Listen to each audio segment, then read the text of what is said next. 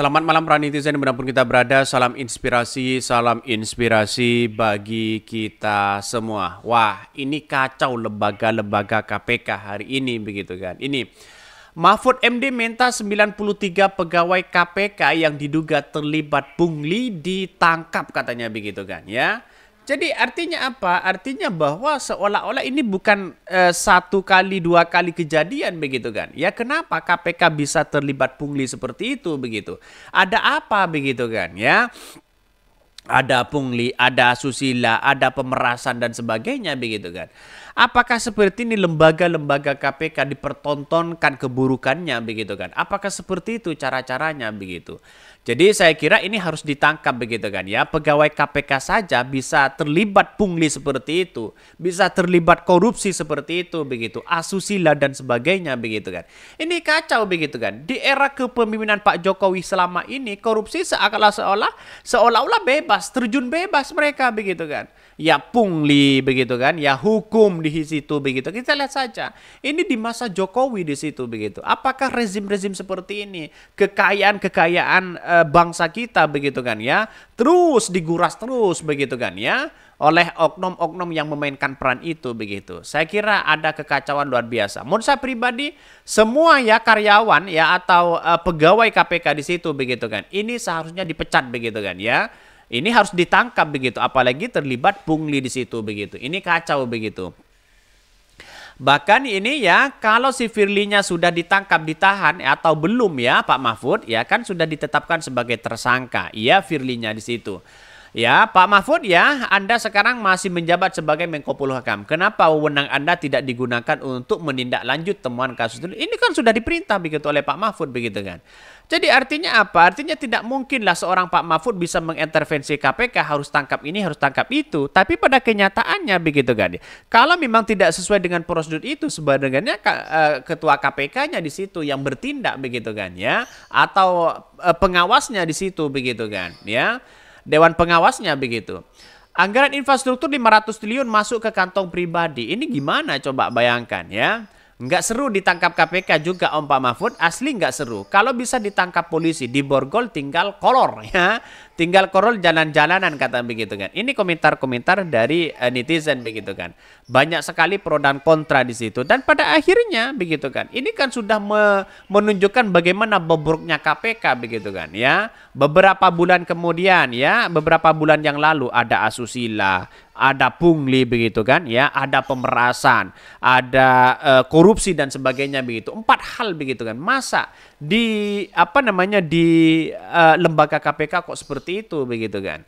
Jadi pada kenyataannya begitu kan, orang akan melihat begitu kan ya, orang-orang yang menindak korupsi itu seolah-olah tidak murni mereka. Ya dihukum 5 tahun, 10 tahun padahal sudah miliaran di situ begitu kan ya yang dicuri begitu. Bahkan ya wapresku Profesor Mahfud MD kebayang kalau dia jadi wapres katanya begitu. Dewas KPK RI masih saja mengatakan pungli hanya terjadi sejak Desember 2021. Padahal kalau mau kerja lebih cerdas pasti akan terungkap bahwa pungli sudah terjadi sejak awal. Dibukakan rutan ya KPK di Guntur ya. Muhammad Mahfud begitu perlu tahu ini. Dewas menyembunyikan fakta katanya begitu kan. Jadi kalau hanya Dewas dengan mereka masih menyembunyikan sesuatu, ini kan kacau begitu kan. Ya di mana logikanya di situ begitu. Artinya ya yang selama ini kita lihat seolah-olah ada sesuatu yang salah cara berpikir mereka begitu kan ya. Jadi kalau memang ini kan tindak pidana korupsi di situ begitu kan ya. Tindak pidana keterlibatan di situ begitu kan. Ya sebagai penegak harus memang benar-benar adil di situ begitu kan ya. Mahfud MD yang minta 93 pegawai KPK yang diduga terlibat pungli ditangkap katanya begitu ya. Calon Wakil Presiden nomor urut 3 Mahfud MD meminta 93 pegawai Komisi Pemberantasan Korupsi yang diduga melakukan penghutan liar atau pungli di rutan KPK ditangkap. Ya bisa saja ya dengan orang yang masuk korupsi tiba-tiba kalau ingin santai, ingin sejenak, ya ingin fasilitas yang tinggi, maka ada pungli-pungli seperti itu bisa saja begitu kan ya. Pernyataan itu disampaikan Mahfud MD di sela kunjungannya ke Sumatera Utara Medan begitu ya. Lebih lanjut Mahfud mengatakan akan memperjuangkan KPK untuk menjadi lembaga independen jika dalam Pilpres di 2024 terpilih. Ya kita perjuangkan agar KPK independen katanya begitu ya. Dalam pernyataan Mahfud juga mengusulkan nama KPK diganti tidak menggunakan kata komisi tetapi badan atau lembaga di situ begitu kan. Kemudian ya mungkin namanya seperti diusulkan ya bisa menjadi badan atau lembaga atau apa itu. Jangan komisi ya karena komisi itu bisanya dianggap jangka pendek. Meskipun tergantung pada maksud perbuatannya, kalau dikuat-kuatkan sekalian ya kita kuatkan saja. Kita bisa usulkan itu dan sudah ada program kami katanya begitu kan. Itu komentar-komentar dari Pak Mahfud. Jadi apalagi Anies Baswedan begitu kan. Anies Baswedan kalau terpilih menjadi presiden, wah ini orang-orang yang korupsi, orang-orang yang pulih akan dimiskinkan di situ begitu. Itu yang saya menarik di situ begitu kan. Jadi artinya apa? Artinya tidak hanya kebijakan regulasi yang harus kita atur, tapi bagaimana tindakan itu begitu kan ya. Jadi saya rasa sudah beberapa kali revisi undang-undang KPK memperkuat, tapi pada ujung-ujungnya bisa diintervensi sana sini. Ada 90-an orang yang pungli di situ begitu. Ini kan kacau begitu kan. Percuma yang menangkap koruptor ya di situ yang kemudian tidurnya nyenyak sama dengan yang ada di rumahnya begitu kan. Kan sama aja mereka begitu kan. Kalau ada pungli-pungli seperti itu begitu ya.